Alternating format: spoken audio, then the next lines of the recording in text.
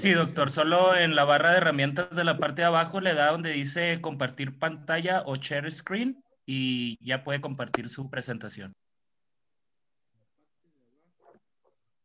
Le da con el cursor hacia abajo y es el que se ve así de color verde. Ese es. Bueno, entonces si quieren hacemos mientras así como que la presentación, ¿no? Entonces le damos la bienvenida aquí al maestro Noé Ramón Valadez, nuestro primer egresado, nuestro primer ponente de esta serie de seminarios que vamos a planear durante este semestre y ojalá durante este año. Es un esfuerzo que estamos haciendo aquí en la Secretaría de Investigación, básicamente para aprovechando los tiempos y la coyuntura de la pandemia, aprovechar para invitar a investigadores destacados a que nos presenten su investigación. Entonces, mi nombre es Alejandro Villalobos Aragón, soy el secretario de Investigación y Posgrado, pero ya le voy a ceder el micrófono aquí a la doctora Espejel. La doctora Espejel es la encargada de los seminarios de investigación y posteriormente, pues ya el maestro Valadez empezará con su ponencia, ¿sí? Adelante, doctora. Muchas gracias, doctor. Muy buenas tardes. La Universidad Autónoma de Chihuahua, a través de la Secretaría de Investigación y Posgrado de la Facultad de Ingeniería, tienen el honor de dar inicio con el ciclo de seminarios de investigación 2021. En esta ocasión, el primer invitado es el maestro en Ingeniería Noé Ramón Valadez Ramos, quien tiene una amplia experiencia en el área de supervisión y control de mantenimiento de obras diversas, así como también es egresado de la maestría en vías terrestres de la UACH y actualmente es el representante de los egresados de dicho programa en Villahermosa, Tabasco. Recientemente cursó el diplomado en ferrocarriles impartido por la Secretaría de Investigación y Posgrado de esta facultad. Ha trabajado en diversos lugares donde se ha desempeñado en el área de ingeniería civil y generando conocimiento en la docencia, tanto en escuelas particulares como de gobierno federal. Le damos la bienvenida a su conferencia titulada Aplicación del método AASHTO para el diseño de pavimentos flexibles. Antes de continuar con la conferencia, por favor recuerden todos los alumnos que están interesados en que el evento sea tomado en cuenta para su carnet, tomar evidencia de que estuvieron presentes y hacer un breve resumen de la conferencia impartida y enviarla al encargado del carnet de ingeniería de la facultad. Por favor, también no olviden apagar sus micrófonos para no interrumpir la plática y favor de esperar a la reunión, a la sesión de preguntas y respuestas para poder participar. Bienvenido, maestro, y adelante.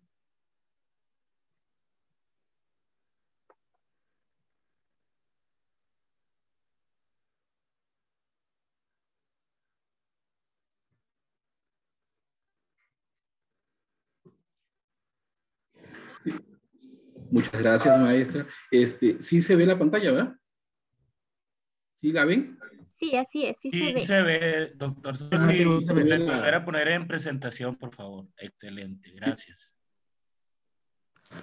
Bueno, pues si hablamos de los métodos de diseños para los pavimentos flexibles, sabemos, sí, ok, maestra.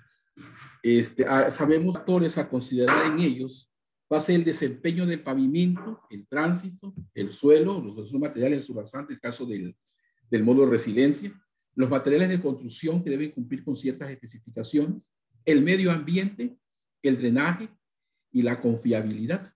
También entre ellos sería la servicio, que el camino que yo diseñe sea servicial, que cumpla con ese parámetro o con esa variable de serviciabilidad. Entonces, vamos a entrar de lleno al tema. Acá hago una pequeña introducción. Digo que el diseño de una estructura de pavimento es el procedimiento mediante el cual se definen los espesores de cada una de las capas que componen la estructura. Se definen las especificaciones que deben cumplir estos materiales con el fin de que la estructura de pavimento conserve durante su periodo de diseño un índice de servicio adecuado, que es lo que todos esperamos. Sabemos que el índice, cuando nosotros evaluamos esa parte, está de 0 a 5. Cuando decimos que es 0 es porque es intransitable, pero cuando decimos que es 5 es porque es de alta excelencia. Sin embargo, en la vida real Cuando usted diseña un pavimento, nunca llegamos a ese estándar de 5. Normalmente se usa entre 4 o 4.2, mucho hasta 4.5. Pero se ha visto que cuando está en operación por primera vez, el nivel de servicio nunca se llega a 5. Y cuando ya es la parte final, consideramos un nivel de servicio entre 2.5 y 3. Pero normalmente es el 2.5 porque ya en 2.5 nosotros, entre menos sea el daño, menor es el costo.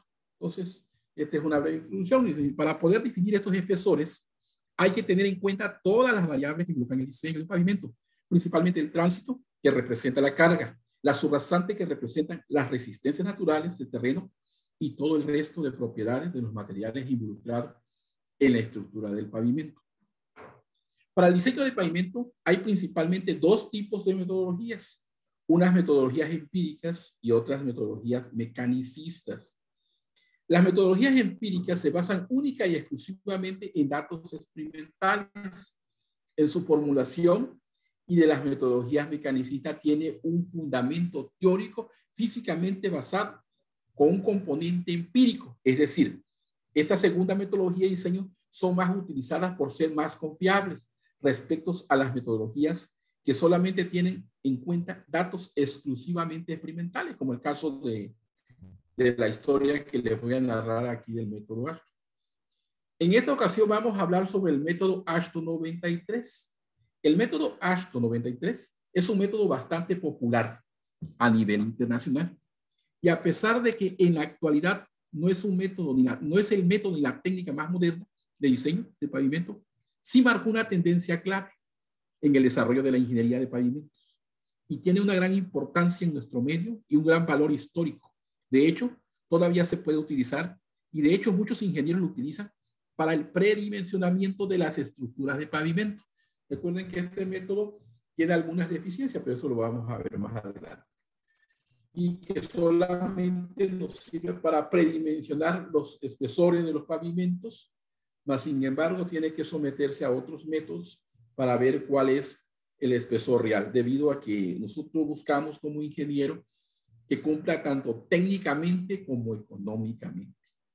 Entonces, en este caso vamos a hablar única y exclusivamente sobre el método Ashton 93, que es sobre diseño de pavimentos flexibles. Esta metodología, la Ashton, construyó vamos a hablar un poco de historia, construyó unas pistas de prueba a escala real, es decir, lo más valioso que esta metodología es que los experimentos se llevaron a cabo para obtenerlos, fueron hechos a escala real, es decir, se construyeron pistas de prueba con las mismas dimensiones de una vía y se probaron diferentes secciones de pavimento bajo diferentes condiciones de carga, y eso permitió realmente obtener una correlación aceptable, confiable, del comportamiento del pavimento. Quiere decir que esto se hizo allá en Ottawa, Illinois, en el condado de, se me fue el nombre del condado,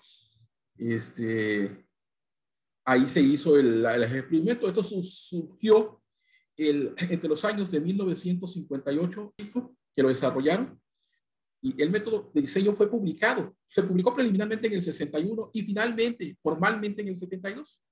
La revisión publicada en 1986 y la actualizada en 1993 han sido muy utilizadas para el diseño de pavimentos en México. Este método es muy bonito, es un método que todo el mundo lo utiliza, pero tiene algunas deficiencias en cuanto a las variables que intervienen. Por eso es importante tomar en cuenta otras consideraciones. Aquí, por ejemplo, estoy mostrando las pistas de pruebas que se hicieron en Ottawa. Estas pistas fueron 8 aproximadamente y tenían unas tangentes. Total, la suma de todos ellos dieron 11.3 kilómetros de pavimento en 6 circuitos. Pero la mitad de ellos fue pavimento flexible y la mitad de ellos fue pavimento rígido. Pero en esta ocasión solo hablaremos de pavimento flexible. Se probaron 836 secciones de pavimento con distintas combinaciones y espesores de capas superficiales, tanto en base como en su base. Entonces, este experimento pues logró, de ahí partió la idea de poder diseñar con este método. Para ello, vamos a hablar de los parámetros de diseños que contempla este método. Uno de ellos es la confiabilidad. Como se puede decir, la confiabilidad es un parámetro muy importante, ya que de ello depende el grado de resistencia de mi pavimento. Y poder determinar qué incertidumbre se presenta durante la estimación de la variable diseño. Para este caso, la AASHTO tiene algunas tablitas por ahí donde maneja el tipo de carreteras y el nivel de confiabilidad. El nivel de confiabilidad se maneja con la letra R y es en porcentaje. Por ejemplo, como la que mostramos en pantalla, tenemos que en este caso, si es una autopista y carretera importante o una autopista nueva y está en una zona interurbana o una carretera federal, como se llama aquí, su nivel de confianza anda entre el 80 y el 99%. Ese es el rango. Sin embargo, nosotros para este caso utilizaremos un promedio. En este caso usamos el 90% de esa confianza y que nos arroja un dato, una desviación, un fractil de confianza de distribución de -1, 2.82. En este caso, si quisieran ver cómo llegamos a ese dato, bueno, esto ya está establecido en tablas, pero yo aquí hice un calculito en Excel y se los voy a mostrar. Estos valores los obtuve de un libro que por ahí de versión de diseño geométrico, y aquí están los valores, por ejemplo, para el 50% de confiabilidad tenemos un Z o una desviación normal estándar de 0. En este caso, para el 90%, según una tablita, tenemos 1.1 menos 1, 282. Si nos vamos aquí, el nivel de confianza, y aquí, con la inversa de la normal estándar, yo obtengo el resultado. Y así lo tengo para cada uno de ellos. ¿Sí? Si yo fuera el 99%, tendríamos un Z de menos 3. Cuando hablamos de la campana de Gauss, habla que la suma de probabilidades que tengamos de los eventos siempre va a ser el 100%. Porque si recuerdan bien, Gauss diseñó una función en la cual tomaba dos parámetros. Esos parámetros era la media, o es la media, y la desviación estándar. Los demás son constantes porque toma el pi y toma el número de Euler. Entonces, cuando hice, bueno, más que nada las probabilidades a que hablamos de cada valor de Z o de cada desviación normal son el área que representa bajo la curva. En este caso, si manejamos la campana de Gauss, sabemos que al centro está la media y dentro del valor Z se considera 0. Y el valor aquí Z que se maneja de menos 2.82 es la distancia que hay del centro hacia la izquierda y su valor absoluto es 1001.282. Y como es simétrica en la campana de Gauss, acuérdense que el 50% es la mitad y la otra son simétricas, el mismo dato lo podemos utilizar para el otro 45%. Entonces, cuando tenemos el área del 90%, en este caso es como tenemos este tipo de valor Z. Continuamos con la presentación. Una vez que ya tenemos definido este nivel de confianza, que es el primer parámetro, dentro del mismo nivel de confianza tenemos el error normal combinado. Tiene en cuenta, dice, la desviación del diseño, variaciones y propiedades de materiales y su rasante, variación de la estimación del tránsito y de las condiciones ambientales. Este error normal combinado involucra tanto las condiciones en que se encuentra el pavimento, si son, por ejemplo, si es un tiempo de lluvia, la humedad, contempla el tránsito, la carga que va a pasar, la cantidad de ejes equivalentes y las condiciones ambientales, la temperatura. ¿Sí? Entonces, es importantísimo contemplarlo esto dentro del diseño, lo contempla dentro del diseño de pavimento. Como podemos ver, aquí el índice, en este caso, el error tenemos que para construcciones nuevas, como hablamos de un pavimento flexible, anda entre el rango de 0.40 a 0.50. Para este caso, utilizaremos el promedio, o sea, en este caso 0.45, que es lo que nos está marcando la tablita que maneja la AASHTO. Luego, ya que tenemos definido ese parámetro, ya tenemos los tres datos, vamos a entrar al siguiente parámetro y mucho de los más importantes, que es la serviciabilidad. Recuerden, cuando evaluamos un pavimento nuevo por primera vez, todos esperamos que el nivel de servicio de ese pavimento sea 5, el excelente. Como bien he dicho, en la experiencia sabemos que en lo general un valor inicial anda entre 4 o 4.2 y se le considera como un estado bueno de la vía o del pavimento. Y para la falla funcional, tomamos los valores de 1.5 a 2.5. En este caso, la falla funcional, yo diría que entre más pequeño sea, como decía anteriormente, va a permitir que el espesor del pavimento sea el menor y en lo que respecta al costo sería el óptimo. Nosotros esperamos diseñar un pavimento óptimo en la cual involucre no solamente la parte técnica, sino la parte económica. Dice, las dimensiones del pavimento aumentan cuando el diseñador asume un índice de servicio muy pequeño, ¿sí? Si yo tengo un índice de servicio demasiado pequeño, si yo agarro el índice de, por ejemplo, el valor final de mi servicio, ¿sí? Mi servicialidad final, lo doy muy alto, por ejemplo, hablo de que voy a hablar de 3 o voy a hablar de 2.5. Entonces, voy a tener un índice de servicio demasiado alto y esto va a asumir que aumente de manera considerable la dimensión del pavimento, tanto el espesor. Entonces, aquí tenemos la formulita, el índice de servicialidad va a ser igual al índice de servicio inicial menos el índice de servicialidad final. Este sería el segundo parámetro que nosotros tenemos que considerar en un diseño de pavimento. Posteriormente, una vez que ya tenemos esos dos parámetros determinados, aquí ya vimos que depende del tipo de vía, y aquí vemos que para autopista la servicialidad final va a variar entre 2.5 y 3, y carreteras entre 2 y 2.5. En zonas industriales, para pavimentos urbanos industriales, anda entre 1.5 y 2, y para pavimento urbano secundario, entre 1.5 y 2.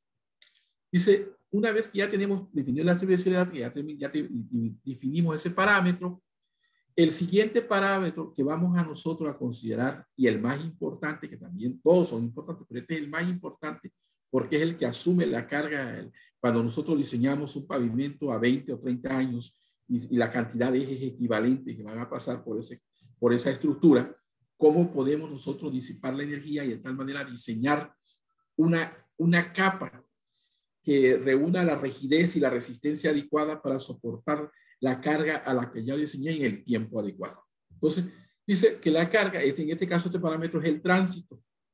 Dice que se caracteriza a través del número de ejes equivalentes de 80 kilonewton que circulan en el carril en el periodo de diseño. Debe estimarse para el nivel de confianza definido para el proyecto. Acuérdense que los ejes equivalentes normalmente se diseñan para 8.2 toneladas.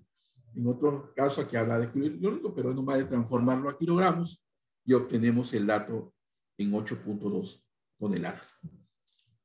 Una vez que ya tenemos ese parámetro, el siguiente parámetro que nosotros debemos entender y tener muy en cuenta, y también es muy importante, es la subrasante. ¿Qué pasa con la subrasante? La subrasante se caracteriza a partir del módulo resiliente. Y el número de ensayos para cada tipo de suelo debe estar entre 6 y 8. Con estos ensayos, nosotros lograr una confiabilidad del 90%. Mayores ensayos ya no son permitidos. Y para el módulo resiliente tenemos 3 casos. El primer caso es donde en condiciones óptimas, donde el módulo resiliente de diseño va a ser igual al factor, un factor de ángulo resiliente óptimo. Ese sería cuando hablamos de algo, de algo en condiciones ideales. Por ejemplo, si hablamos de estructuras, cuando hablamos de condiciones ideales, decimos que la carga está en el centroide y que no existe excentricidad. Bajamos la escala, calculamos y hacemos lo ideal. No hay suelo duro, la capacidad de carga es la adecuada. En este caso estamos hablando que este módulo resiliente de diseño únicamente es para condiciones ideales. Pero existe el segundo caso, cuando es medido in situ, en el lugar. Cuando medimos el módulo resiliente en el lugar, se recomienda que el módulo resiliente de diseño se multiplique por el factor ambiental general dividido entre el factor ambiental del mes en que estoy haciendo la prueba. Si se da cuenta, en estadísticas podemos registrar el factor ambiental por meses, ¿sí? Entonces obtenemos de cada mes la media, podemos anotarlo a diario, la media. Entonces, mi factor del mes sería la media de todo lo que pasa en el mes y el general sería de todo lo que esté en el año. Yo puedo manejarlo así, o en la temporada que yo esté manejando. Si son temporadas de lluvia, manejo un rango y en función de eso yo determino mi segundo caso. Para ese caso, mi módulo resiliente de diseño. Tenemos otro caso, que es el caso crítico. Caso en que, por ejemplo, nosotros tengamos una subrasante totalmente sumergida en el agua y que nunca salga esa agua. Entonces ahí es donde mi módulo resiliente de diseño va a ser igual al módulo resiliente sumergido. Son condiciones críticas donde probablemente debo tratar un módulo de una forma de estabilizarlos. Normalmente se utilizan en Tabasco, por ejemplo, que los suelos son blancos y que la mayoría de los suelos son turbas, suelos altamente inorgánicos. Nosotros, para poder estabilizar ese suelo, aquí se acostumbra a utilizar la arena que es un material friccionante. Se confina bien, se colocan los geotextiles y las geomembranas, se compacta y se logra elevar este módulo resiliente para poder llegar a las características que exige la capa de diseño. Como sabemos bien, el módulo resiliente en la subrasante es muy importante porque es el soporte de todas las estructuras de los pavimentos. Por eso es importantísimo esta parte y este coeficiente que vamos a manejar, este parámetro de resiliencia, es importantísimo tomarlo en cuenta para el diseño. Recuerden que un pavimento, su vida útil va a estar en función de los materiales. Como decía al inicio, yo puedo tener un programa súper sofisticado, que hoy no existe, pero si yo no tengo la información adecuada, las pruebas de placa que se hacen, las pruebas triaxiales o los de estudios que conlleva tener un proyecto en óptimas condiciones. Aquí había yo puesto las definiciones del módulo resiliente de diseño, el factor ambiental de la vía o carretera o camino, el módulo resiliente óptimo, el factor ambiental del mes que se realiza la prueba, la potencial final, y el módulo resiliente sumergido, que es el más crítico. Hablaba yo de cómo mejorarlo y toda la cosa. Por eso es importantísimo este parámetro o esta variable que involucra y que es importante para el método AASHTO 1993. Ahora, ya que tenemos todos los parámetros, ya que hemos obtenido todos los datos, aquí presentamos la ecuación para diseño de pavimento flexible, que es que nos determina el número estructural de diseño requerido. Porque hay dos números estructurales. El de diseño requerido que encontramos aquí y el número estructural real que soporta el que calculamos después que ya teníamos todo, que es una ecuación más chiquita. Entonces, en este caso, tenemos primero la primera parte, el logaritmo de W18. W por ser carga y 18 por ser 18 tips. ¿Qué significa esto? Que aquí es el número de ejes equivalente o el número de aplicaciones de equivalente durante el periodo de diseño. Yo digo, bueno, voy a diseñar mi pavimento para 20 años y yo pronostico que en 20 años, para el ejemplo que les voy a presentar, yo tengo 8 millones de ejes equivalentes. Entonces es lo que iría ahí. Entonces sería el logaritmo de 8 millones. Por decir algo. Normalmente, luego tenemos el parámetro estadístico asociado a la incertidumbre del índice de servicio, el valor Z, el que encontramos en la campana de Gauss, que va relacionado con la confiabilidad. Entonces, este multiplicado con la desviación estándar total de la distribución normal de errores en variable de diseño. Dice que de todos los errores, de todas las capas, esta dimensión no toma en cuenta. Ya estos valores vienen en las tablas y son los que vamos a insertar. En este caso, 0.45 menos 1, 2.282, que es, si no bien recuerdo, son los valores que tienen estos dos parámetros. Posteriormente tenemos el número estructural de la capa I, que es el SNI, que es en este caso el que vamos a determinar ahorita. Cuando hablamos de SNI, estamos involucrando las tres capas.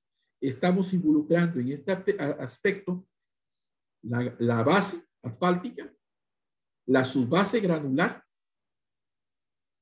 primero el pavimento asfáltico, que es N1. N2 sería la base granular y N3 sería la subbase. Entonces, esta ecuación la vamos a usar en las tres capas, porque ahí en la siguiente capa, la única variable que va a cambiar va a ser el módulo resiliente. Para el pavimento asfáltico, el módulo resiliente que vamos a usar es el de la subbase, porque recuerden que la subbase es el soporte del pavimento. Es el que va a soportar la carga del pavimento. Entonces, ese sería lo que cambiaría. Y si vemos arriba, tenemos los índices de serviciabilidad, de servicio, el índice de servicio, que como bien habíamos dicho, está en función de los parámetros que manejemos. En este caso se maneja 4.2 y menos 1.5 y nos daría como 1.7 esa parte, pero si se observan bien, el módulo resiliente, perdón, es el PCI. Si observan bien en la ecuación, el número estructural I lo tenemos tanto en la parte de arriba de la ecuación como lo tenemos en la parte de abajo. Por lo tanto, es imposible despejarlo. Se sustituyen todos los valores y se somete a un método interactivo, en la cual lo tengo aquí en Excel, y encontramos ese valor. Entonces, ya que lo encontramos, pues ese es el valor del número estructural requerido para la carpeta que yo vaya a diseñar. Y una vez que ya tenemos todos esos datos, ya tenemos el número estructural requerido, procedemos a calcular el número estructural del resultado. Este ya es una ecuación es similar, pero este debe ser mayor a la anterior. Si se dan cuenta, la ecuación anterior estaba más grande, estaba más pequeña. El número estructural que proporciona la estructura, en otras palabras, sería dos tipos de número estructural: el requerido y el número estructural ya proporcionado por la estructura de pavimento. Y está dado por esta ecuación, donde tenemos que Sn es el número estructural del pavimento. A1, A2 y A3 son los coeficientes estructurales de la capa.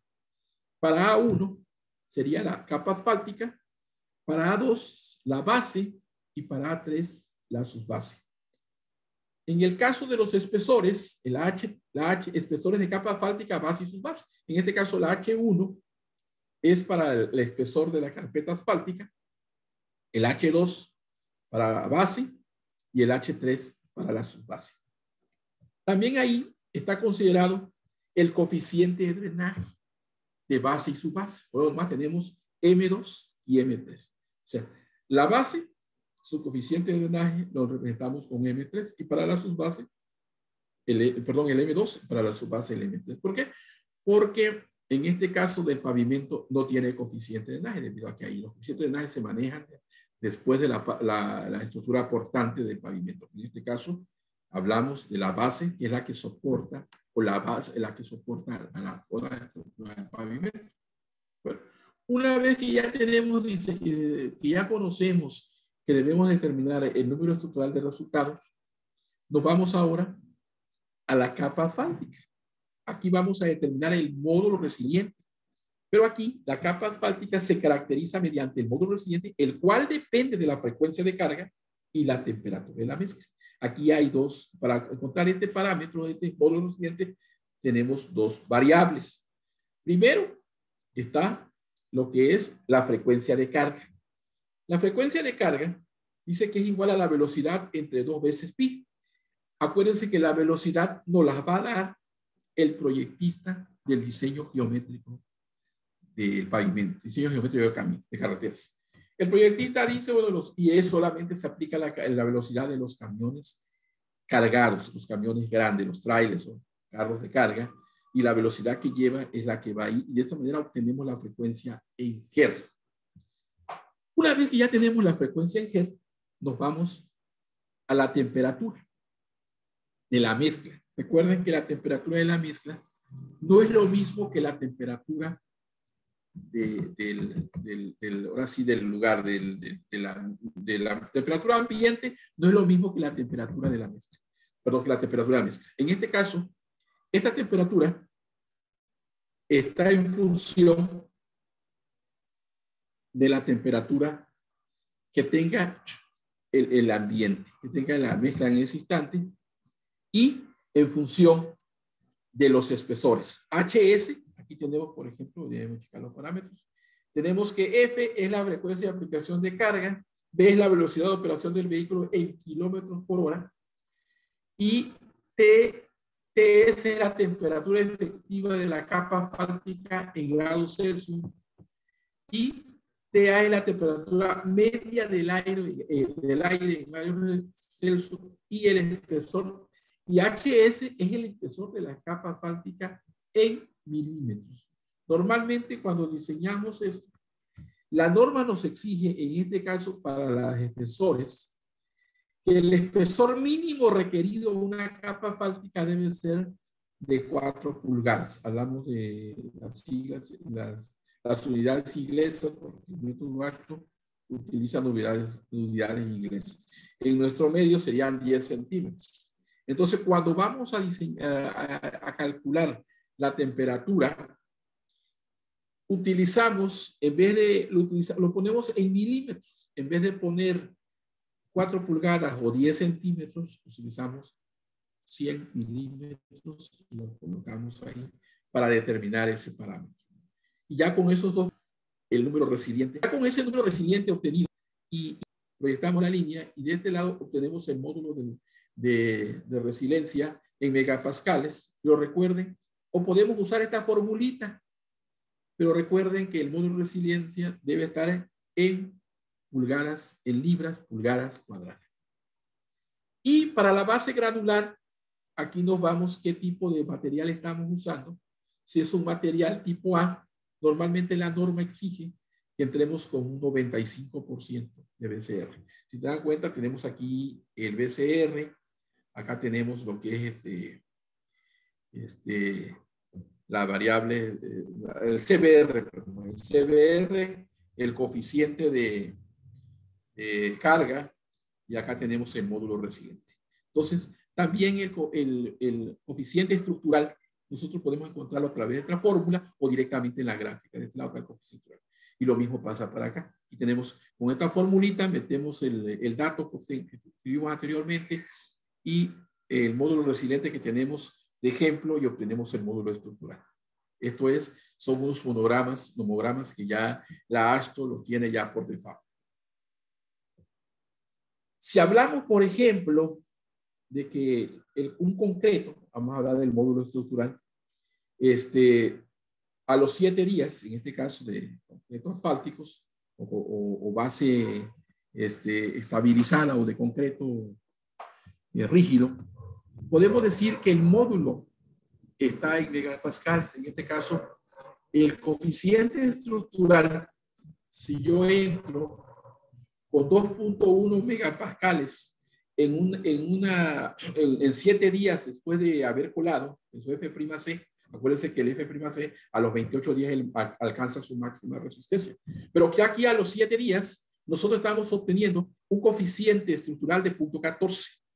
Pero si para el caso de que yo tenga un F' de 2.1, pero si yo entro con un F' a los 7 días o en megapascales de 3.9, que convertido a PSI son 550 PSI, estamos hablando que el módulo estructural, el coeficiente estructural es 0.18. Entonces, esto nos va a garantizar un soporte mayor a nuestra estructura.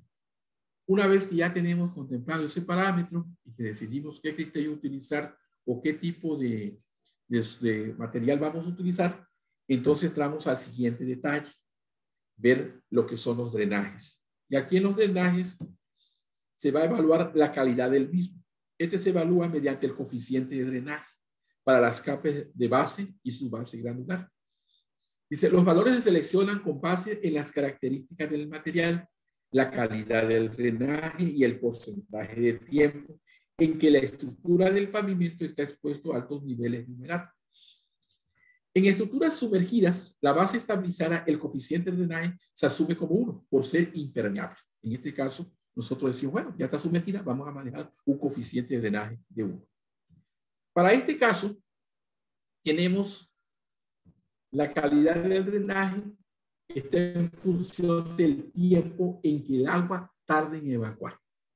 En Tabasco, que llueve mucho, por ejemplo, en una zona, si logramos que el agua logre salir o logre evacuar en 2 horas, estamos hablando que el coeficiente, la calidad del drenaje es excelente. Cuento con un drenaje excelente en mi obra y tengo su drenaje, tengo una base hidráulica, logro que el agua en 2 horas quede ya libre. Entonces, estamos hablando de un coeficiente de drenaje muy bueno, muy excelente. Pues. Pero, ¿qué pasa si durante todo el día el agua queda ahí estancada y logro que se logre salir el agua?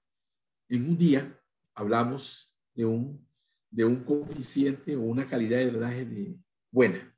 Pero, si el agua no evacúa, estamos hablando que el drenaje totalmente es malo. Para ver estas características, nosotros tenemos una tabla que esto lo da la AASHTO, donde las características de los drenajes están en función del tiempo o el porcentaje de tiempo en que la estructura del pavimento esté expuesto a ese grado de humedad próximo a la saturación. Si la estructura, en este caso, está más del 25%, para un drenaje excelente, tendríamos un coeficiente de drenaje de 1.2. ¿Qué quiere decir? Que tenemos 20 a la que tenemos ahí. Y cuando decimos que es 1 el coeficiente de drenaje, decimos que es bueno. Cuando decimos que es regular, decimos que es 0.8. Este 0.8 se multiplica por la resistencia de la estructura, de la capa de ese pavimento. Estaríamos hablando de un 80% de la resistencia de ese terreno. Por eso es importante esta variable de coeficiente de drenaje. Aquí tenemos los valores. Estos datos nos va a servir para sacar el BR, que es la media anual, que en su momento yo lo voy a tomar aquí, me va a servir, que son los números de días que llueve al año. Esta es una estación, esta ya es una información. Esto es qué requerimos nosotros para poder determinar el coeficiente de drenaje.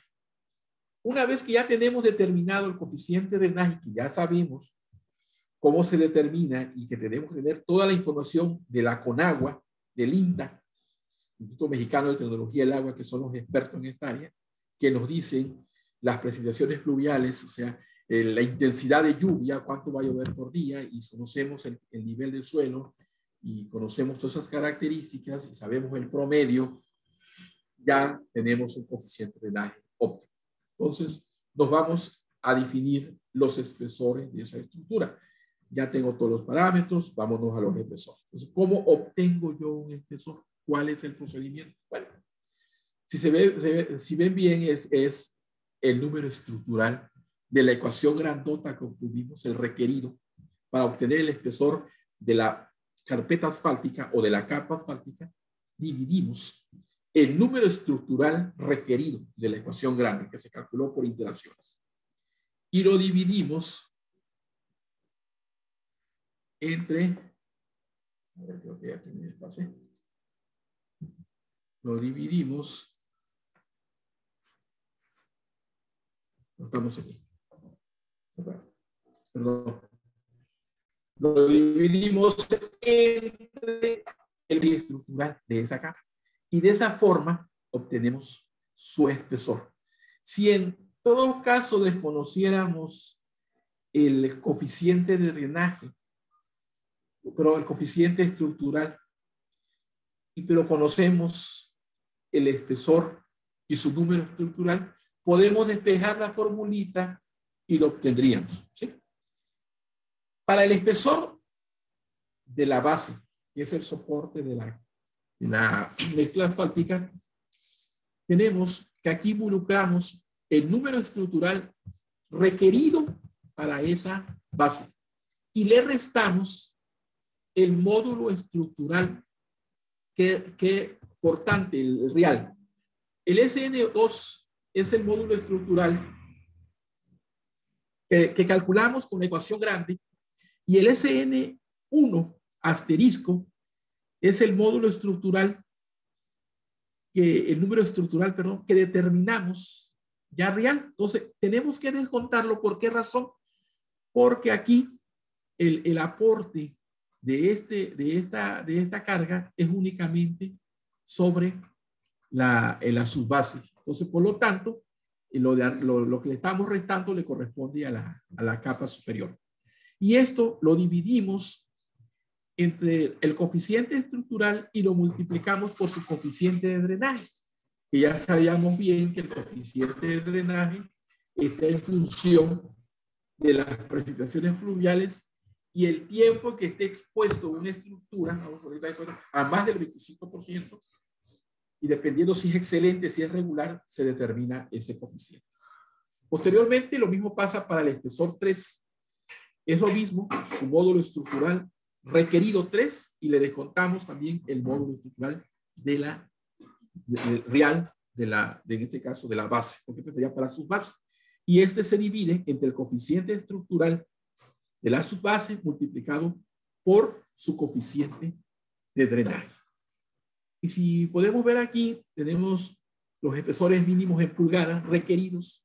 En este caso, si hablamos de unos ejes equivalentes, aquí de 500 vehículos que pasan, nos daría una base granular mínima de 4 pulgadas. Lo que yo hablaba de lo mínimo que se hace para base granular es, en este caso, para este tipo de tránsito, hablamos de 4 vehículos. Pero si esto ya rebasa los 7 millones, estaríamos hablando que la base granular para carpeta asfáltica tendríamos 4, que es lo que decía yo, a lo que iba yo que anteriormente, el mínimo que requerimos para carpeta asfáltica son 4 pulgadas, que son 10 centímetros,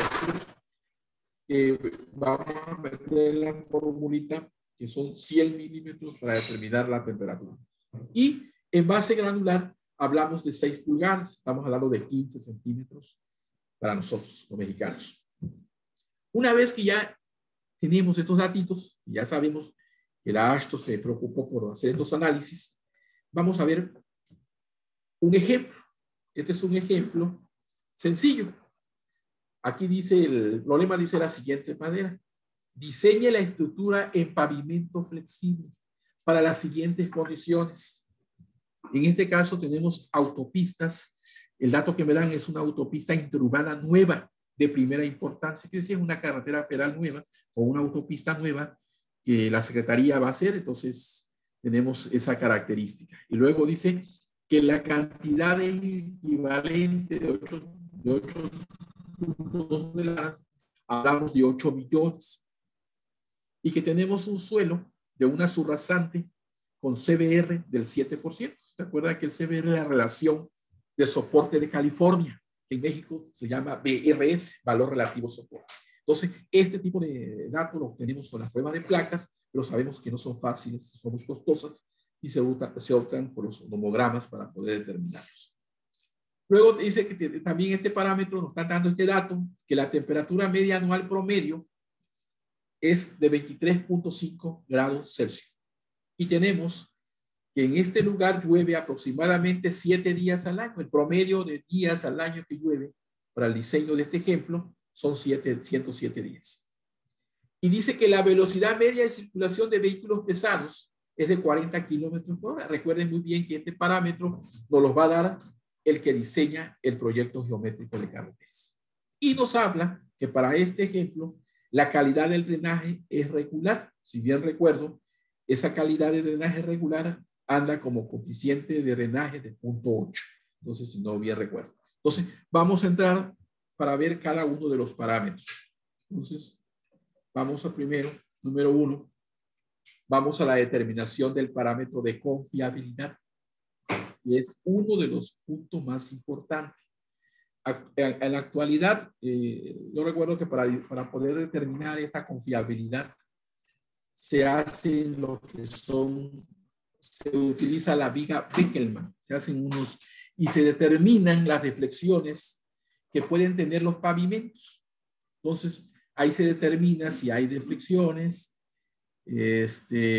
por fatiga, lo que le llaman el famoso agüellamiento. ¿Sí? Si hacemos un ejemplo y vemos las carreteras federales, cuando viajamos, yo cuando viajo de México hacia acá, en la parte derecha donde vienen los camiones de carga, se presentan los asentamientos o se presenta este tipo de cosas. Entonces, en este caso, para eso diseñamos la confiabilidad. Entonces, con las vigas Beckelman tomamos medidas, determinamos los parámetros, se hace toda una serie de cálculos y en función de eso vemos el tipo de tratamiento para reparación. Ellos nos va a decir si se requiere un freseo, se requiere, dependiendo del grado en que esté, qué tan dañado, la confiabilidad, en este caso el índice de servicialidad, que lo vamos a ver más adelante, está en función de eso. Pero aquí vamos a la confiabilidad. Y para determinarla, aquí entramos a la tabla de confiabilidad. Como se trata de una autopista interurbana nueva, esta se encuentra en el rango del 80 al 99%. Ahí lo marqué con anaranjado, ¿sí? Y tomando un valor de confiabilidad promedio R del 90%, es equivalente a un fractil de distribución de confianza de menos 1,282. Si bien le decía en la campana de Gauss, nosotros vemos el calculito, por aquí ya les había mostrado, y que también tenemos un error combinado de 0.45, entonces el calculito, estamos hablando de 90%, un valor Z de menos 1.82. Entonces, si vemos la campana de Gauss, sabemos que esto está a la izquierda. Tenemos la media al centro, cuando hablamos de la curva normalizada, la nomenclatura en que ponemos N, abrimos un paréntesis, ponemos primero la desviación estándar, perdón, la media, inmediatamente la desviación estándar. Entonces, ese lo colocamos y ya decimos cuál es la probabilidad de obtener para este tipo de confiabilidad, para este tipo de distribución normal, cuál es mi área, porque recuerden que todas las pruebas que manejamos bajo la campana de Gauss no es otra cosa que las áreas y que la suma de todos los eventos que pasen bajo esa campana será igual a 100%. Ya que tenemos esta parte aquí, si le guardan los cambios, nos regresamos a la presentación y decimos, ahora vamos a distinguir el error normal combinado. Como se trata de un pavimento flexible y la construcción es nueva, si nos vamos a la tablita, que aquí le puse que es 0.45, como es construcción nueva y se trata de un pavimento flexible, el cual anda en el rango de 0.40 a 0.50, si fuera rígido utilizaríamos 0.35, pero en este caso nos abocamos al flexible, entonces nuestro error de confiabilidad va a ser 0.45 de esta distribución. Entonces, este va a ser el valor para poder determinar, y estos tres valores, la confiabilidad del diseño para ese pavimento. ¿Verdad? Que esto es muy importante. Posteriormente, en el segundo paso, vamos a calcular el índice de servicio. Como bien dije, el índice de servicio está en función del índice, de la servicialidad inicial y de la servicialidad final. O sea, cuando construye el camino, dice la norma que el rango anda entre 4 a 4.5. En este caso, por lo general se parte de un valor inicial de 4 a 4.5. En este caso hablamos de un estado bueno de la vía. Sabíamos que el rango es hasta 5, que el 5 es excelente, pero normalmente está en la vida real, no se cumple debido a todas las variables que involucran los suelos. En este caso, hablamos de la servicialidad, del índice de servicio. Si nos acordamos de la teoría de Boussinesq, el cálculo de los esfuerzos, cuando los bulbos de fallas, o las famosas isobaras, que sabemos que el esfuerzo está en función del área, peso entre área. Si tenemos mayor área, tenemos menor esfuerzo. Entonces, por eso, como va profundizando, los esfuerzos se van, ahora sí, se van mitigando, se va perdiendo la energía. Al momento en que ya el esfuerzo de arriba a la capa de abajo ya no le llega nada. Entonces, esa es una teoría muy bonita, aunque es empírica. Boussinesq partió de ese parámetro pensando que los suelos son isotrópicos, son suelos que tienen, son homogéneos y que su medio es continuo.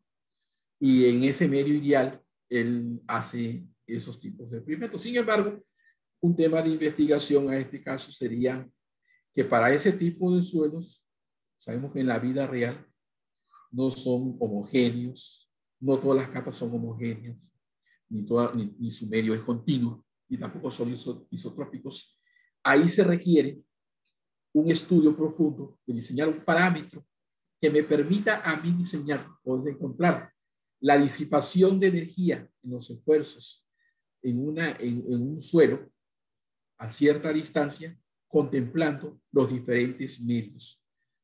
No solamente un medio continuo, puede haber medios discontinuos. ¿Y qué pasa cuando el medio es discontinuo? ¿Cómo determino yo esa parte? Eso sería un tema de investigación en esta parte, acordándome de la teoría de Boussinesq y que tiene que ver con la servicialidad, porque si hablamos bien, acuérdense que el índice de servicio también está en función de las capas, de los materiales que tenemos en la subrasante, en la subbase y en la base. De esos materiales se debe hacer un estudio de mecánica, esos son los estudios geotécnicos, los estudios de banco, saber si los materiales que tenemos a nuestro alrededor cumplen con la granulometría adecuada, ¿sí? Si está dentro de la carta de plasticidad, ¿sí? Sí, porque recuerden que hay suelos finos, hay suelos huesos, y entonces debe ser el suelo, debe ser para poderlo, se debe regir, debe estar, como la palabra se me fue, debe estar bien estabilizado, debe estar bien consolidado. Para esto tenemos que lograr una homogeneización entre el suelo hueso y el suelo fino, de tal manera que haya agarre, que haya cohesión, que haya atracción, y que esto incremente y densifique para poder obtener una mayor resistencia. Entonces, aquí tenemos una ecuacióncita, tenemos para este caso, tomamos un índice de servicio inicial, perdón, un servicio inicial, una servicialidad inicial de 4.2 y una final de 2.5. Total, el índice de servicio me da 1.7, y aquí digo que la servicialidad final es importante porque define el costo del pavimento. Entre más bajo sea, nos dice que el daño es menor. Por lo tanto, si era el 3 en vez del 2.5, tendría yo un daño mayor, y esto implicaría que entonces se me elevara el costo y no sería óptimo para el proyecto. Una vez que ya tenemos ese parámetro o esa variable, pasamos al paso 3. En el paso 3 vamos a calcular el módulo resiliente en este caso, de la subrasante. Para este caso, tenemos una formulita, ya no la da la AASHTO, que dice que es 1500 veces un CBR. Si vemos en los datos que nos dieron un CBR de 7. Entonces, sustituimos en la formulita y obtenemos un CBR, un módulo de resiliencia, perdón, de 10.500 PSI. Y este sería mi módulo resiliente de la surrazante. Ya conozco ese módulo resiliente. Lógicamente, estos datos yo los obtuve porque ya hice las pruebas en placa, hice los estudios técnicos, hice todo lo que tuve que hacer en campo. Y ya el maestro de mecánica del suelo, el betonista, ya me dio el dato y ya los sustituyo en mi formulita. Y ya tenemos el primer módulo, que es el más importante, la surrazante. Ahora vamos a entrar a las capas que siguen. Posteriormente, entramos a la base y a la subbase. En este caso, este es el nomograma de la base granular. Este nomograma viene en la guía de la AASHTO 1993. Yo lo único que hice fue copiarla y pegarla ahí.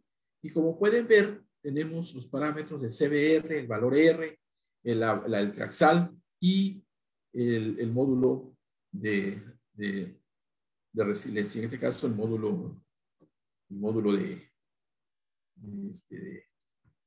el MR. Entonces, ya que tenemos el módulo resiliente,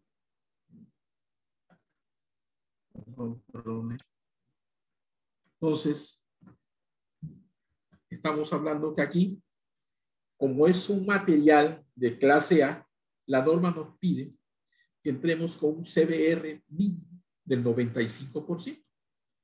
Entonces, entro con CBR, y a la hora que trazo mi línea, obtengo hacia mi derecha el módulo de resiliencia, que está en miles, pero si lo me da 30, pero lo multiplico por 1000 porque está en miles aquí, por miles, y me da 30.000 PSI. Ese es el módulo resiliente en este caso, para la base granular. Y en el caso del lado izquierdo, tenemos el coeficiente estructural. Este coeficiente estructural, como le dije antes, lo podemos calcular con una formulita. Yo lo calculé con una formulita y me da exactamente lo mismo.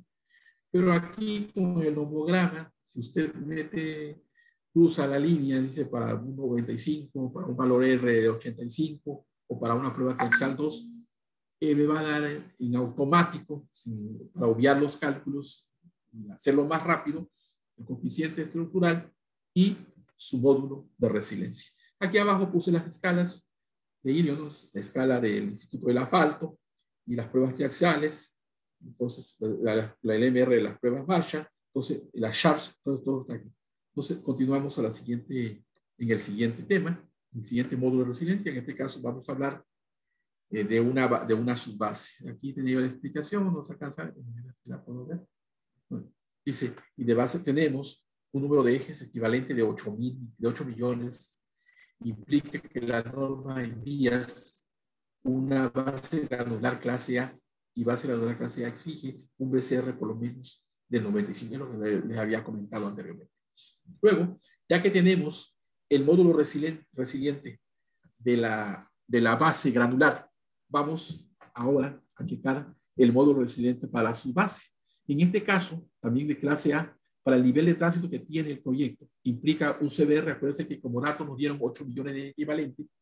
Entonces, para este nivel de tránsito, implica, según la norma, un CBR del 40%. Para este valor del 40% de CBR, le corresponde un módulo resiliente de 17 PSI. Entonces, metemos con 40% y en automático, si metemos la fórmula, también nos lo da. Lo podemos calcular en el módulo estructural, coeficiente estructural, perdón, y nos da 0.12. Porque también hay fórmulas para calcularlo, pero en este caso lo hacemos directamente con el nomograma y obtenemos un módulo resiliente de 17.000, y es en este caso, aquí en esta parte, ¿sí? Tenemos 15, 16 y 17.000. Y para este otro lado, tenemos un coeficiente estructural de 0.12, que si usamos la formulita que por ahí tenemos, que también nos da el mismo resultado.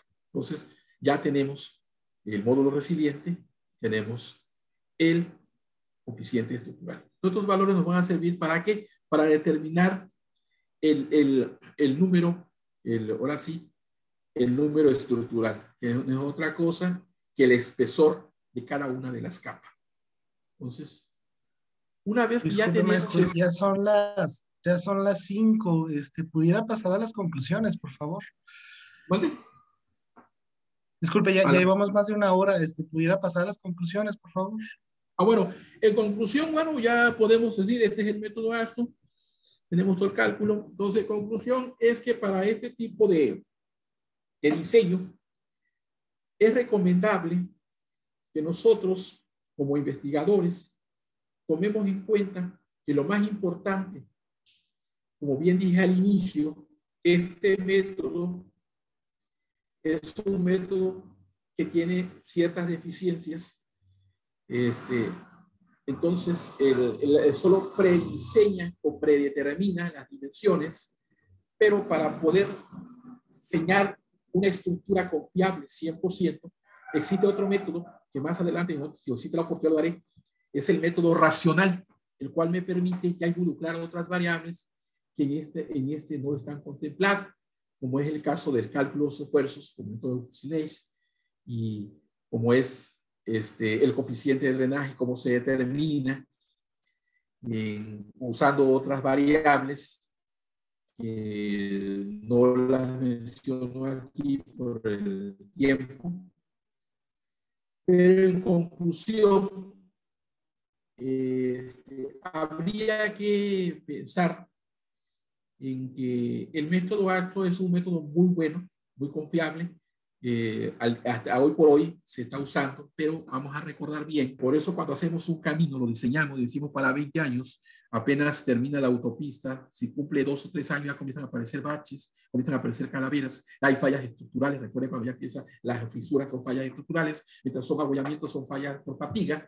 Entonces comienzan a aparecer. Entonces, uno de los variables más importantes es que este método solamente se implementó para 2 años y nunca se supo qué pasaba en 20 años. Entonces, esa es una deficiencia. Otra deficiencia muy importante en los diseños de estos pavimentos es el procedimiento constructivo.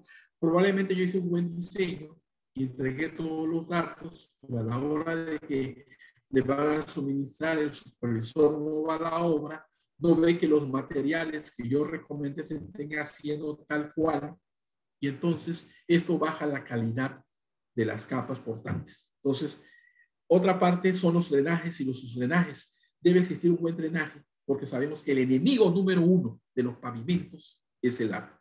Entonces, esas serían mis conclusiones, maestro. Estoy a sus órdenes. Entonces, ¿hay alguna pregunta? Bueno. Bueno, Sí, bueno, sí, ¿sí? bueno, ya no tenemos tiempo para preguntas, pero le agradecemos mucho su tiempo, maestro, su participación. Fue una excelente plática, un tema muy interesante. Pues todo esto que viene de los pavimentos, pues siempre hay que estar al día. Y pues le agradecemos que siga formando parte de la comunidad de la Facultad de Ingeniería, y a todos los que están aquí presentes, les agradecemos su atención y les recordamos que la próxima semana tendremos el seminario de Activando el Mundo de la Evaluación con el ingeniero Mauricio Rico Landín, pero en este caso va a ser a las 3 de la tarde. Sí, por favor, estar pendientes para la publicación del enlace. Y pues les agradecemos a todos los asistentes y al maestro en especial por este seminario, y que tengan muy buenas tardes. Muchísimas gracias. A usted, maestra, muchas gracias. Entonces, nos vemos. Que tengan una excelente tarde y voy a quedarme en el enlace para poder ver las otras ponencias. ¿Sí? Van a haber más ponencias, ¿verdad? El próximo viernes. El próximo Ok. viernes, maestro. Lo que sí Ok. es de que, ¿cómo se llama? Yo creo que ahorita más tarde o a lo mejor mañana le mandamos vía electrónica ¿cómo se llama? Su reconocimiento para que por favor lo tenga, lo revise y ya que lo reciba. Posteriormente también le vamos a hacer llegar allá a Villahermosa un regalito. Le compramos aquí Doña Luli le había prometido una camisa, ¿verdad? No se la encontramos, Sí. pero entonces le conseguimos otro regalito, porque nosotros Gracias, sabemos que maestro. usted tiene mucho, ¿cómo se llama?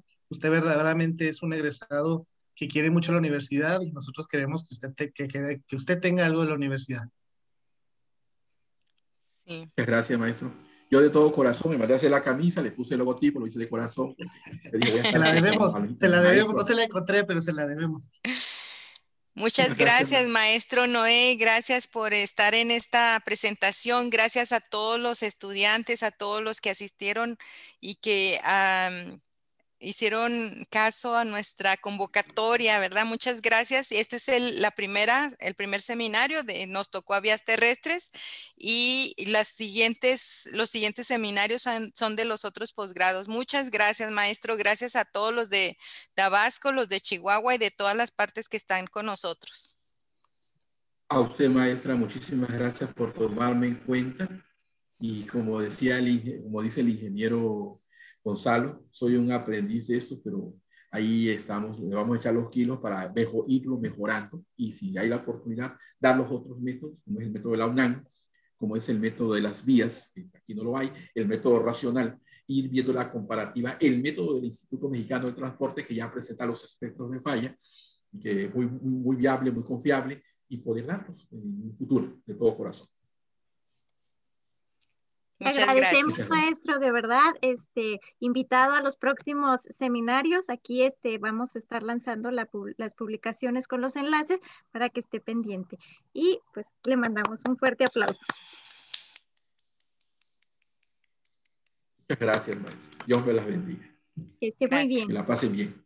Igualmente. Buena tarde. Buenas tardes. Buenas tardes a todos y a los compañeros. Gracias.